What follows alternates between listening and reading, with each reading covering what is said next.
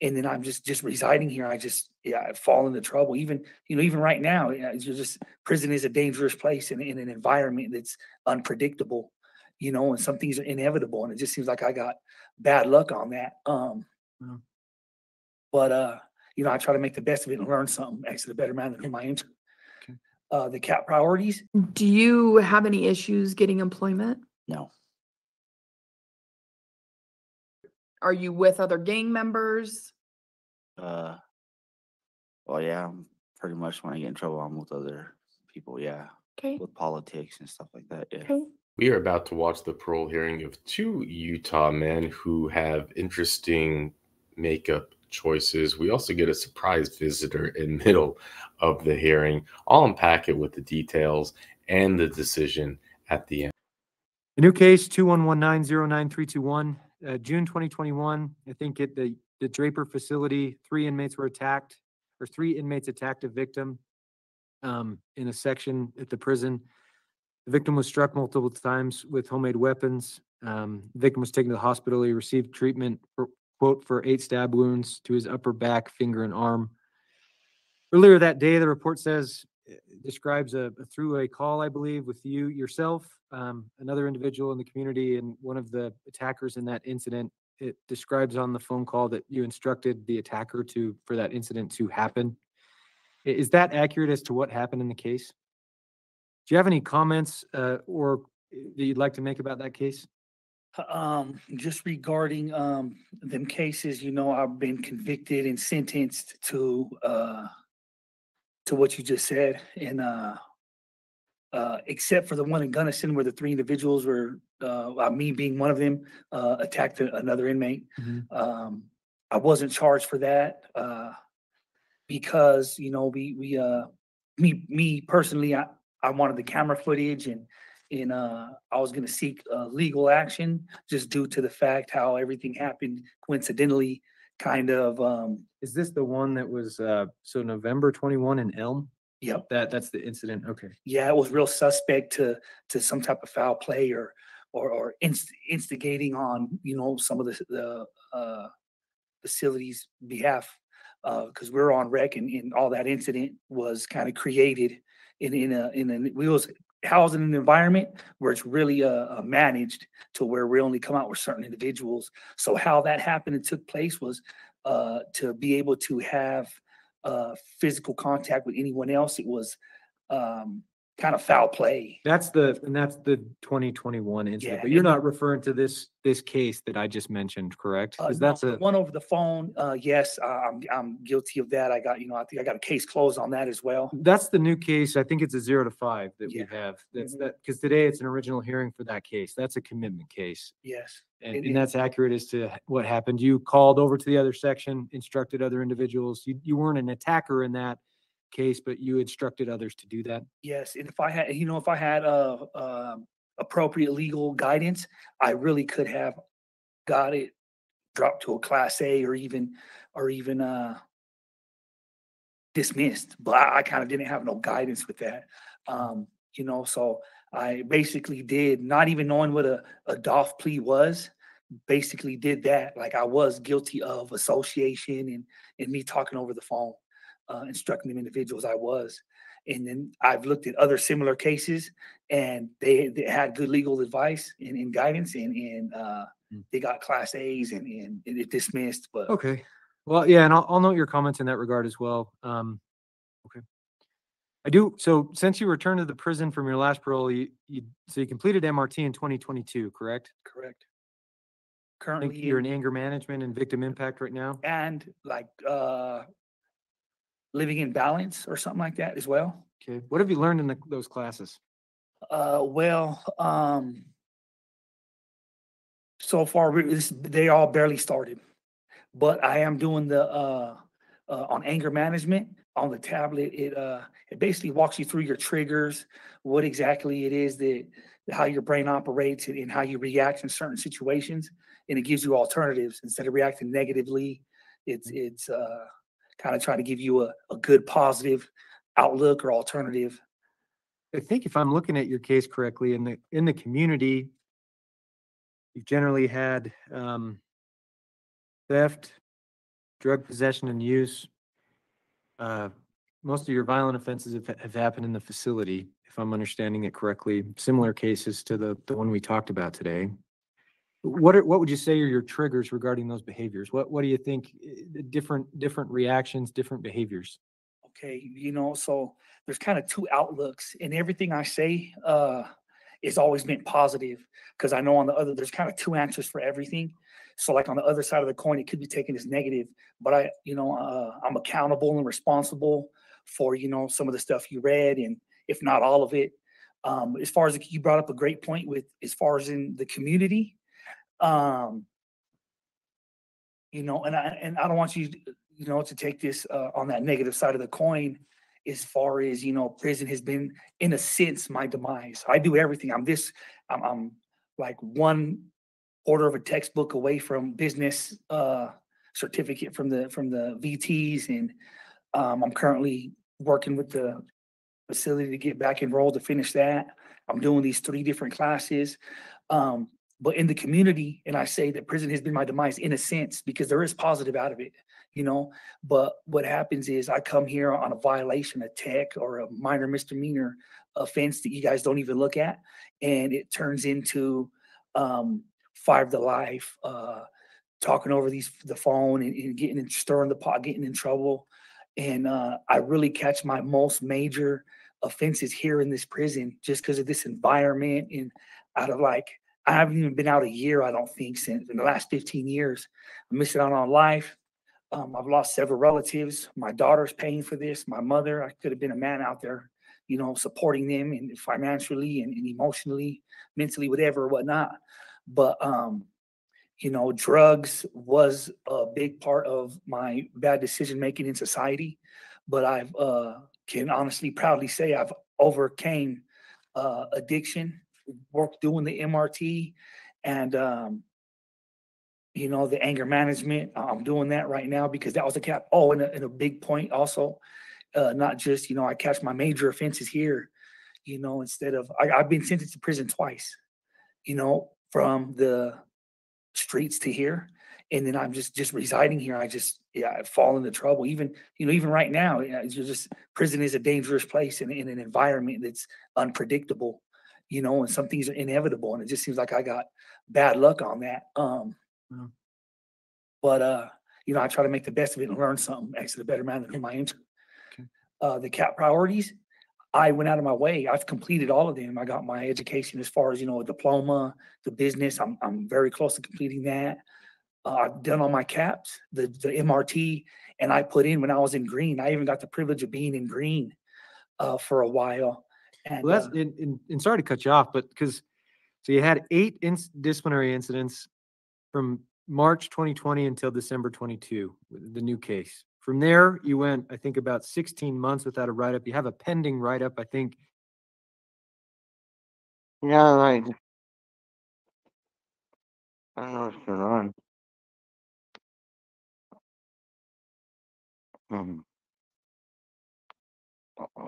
You want to get back in there? I'm not sure for that, though. It's a money. And you can look it up on the computer. It's in black and white, Yeah, I have. Usually takes a couple of weeks. We say 2 to 4 weeks for a decision to be made. At that point, it'll be sent to you in writing through the mail, and it'll also be posted to the board's website. With that, Mr. Cota, thank you for being here and answering my questions. I wish you the best of luck, and we'll go ahead and conclude. I appreciate it. Thank you. Have a nice day. Well, they granted parole. They granted parole for October of this year, 2024. And normally what we like to do, if you're new here, is go over all the details of the crimes that he's done. For this particular man with this record, that information isn't available. He hasn't done anything that made the news, so we're going to skip over that. But he did receive, what we have here is 2 assault felonies while locked up. He received 5 years for 3rd-degree felony and another 5 years for a 3rd-degree felony, both by prisoners. So, but we see this often in Utah. Utah is a dangerous prison to be in, and we see many inmates pick up charges while locked up. But they granted him, and well, that's pretty much all I can add. And we're going to jump into one more hearing. It's a pretty quick one. And with that, let's jump in. 12 steps, addiction recovery on June 7th. I graduated. Okay. Do you know how long you're going to be in max for? I just got they did a little review, annual review, and it said I had 28 points, and if I still have 28 points, I'm taking a year or something. How many points do you have to have again? Do you have to have like 22? When I was on the yard, I had 22 points.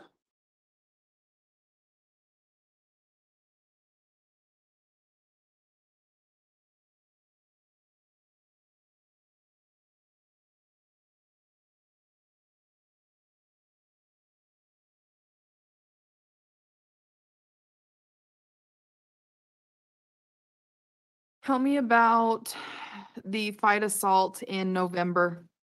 It wasn't even a fight. It was just me and my sailor were wrestling, and then one of the guards happened to pass by and hear it, and then he thought we were fighting, so they pulled us out of the room, and there was no injuries, nothing. There was no redness, nothing, and we told them we were just playing, and so they put me in a different cell, and 5 days later they put us back in the same cell. Tell me about tattooing, branding, and body piercing. Oh, I had some tattoo paraphernalia that I had, and I forgot to get rid of it. And when they came in search, they found it, and they said if it was yours, I said, yeah, it's mine. Are you giving or getting? No, Have you been, or were you planning on giving or I getting? was planning on giving one, but I didn't do it because they got it.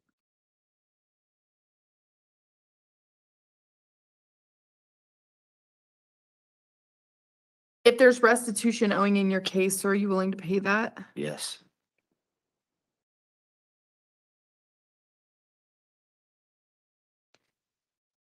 you have any mental health diagnoses? No. How's your physical health? Pretty good. Okay. Do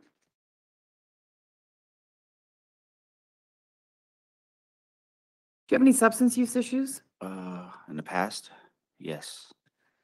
What is your drug of choice? Methamphetamines. How long have you struggled with that addiction? Since I was a kid, like 13, 14 years old. Okay. How'd you get involved with it? Just hanging out with friends and at parties and stuff like that. Has there been a time where you've been sober? Yes. What's the longest you've been? About 2.5 years. Is that being locked up or? No, it's on the streets. Yeah. What usually causes you to relapse? Just hanging around the wrong people, Okay. around the wrong crowd, and yeah, just they do it and I end up doing it after. Do you hang out with other gang members when you're in the community? Sometimes I do and sometimes I don't, it's just if I run into them, I say hi and hang out with them for a day or two, and then that's it. And the reason I ask is the gang stuff more of an issue here in the community, combination of both? Like when you get in trouble, when you get charges and things like that, are you with other gang members? Well, yeah, pretty much when I get in trouble, I'm with other people, yeah, Okay. with politics and stuff like that, yeah. Okay. What do you feel like is going to change for you, or what has changed for you to help you not come back here? So I'm planning on going to the Odyssey House in Salt Lake. Okay. I have a bed and stuff there waiting for me, and I just want to do a program out there so that I can learn a little bit more, instead of like in here, because I really don't have too many resources back here in Max. But I've been learning, but I want to learn more and be sober completely instead of just keep coming back to prison, because that's what keeps me coming back. After Odyssey House, what are your plans? I actually want to get an interstate compact to go back to my mom's. She's told me if I complete a program that I can come live back, and that's where she's helped me get off drugs, and she's a drug and program administrator herself. So Where's that at? in Riverside.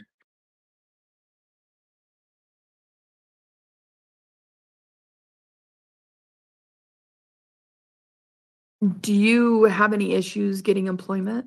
No.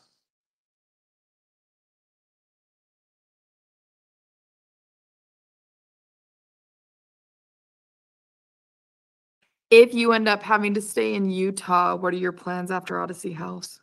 Getting a job, getting an apartment, and try to live a good life and positive life and stay out of jail. Do you know what city you're wanting to go to? Well, as of right now, Ogden, because that's where the job's at. But What job? the American Nutrition.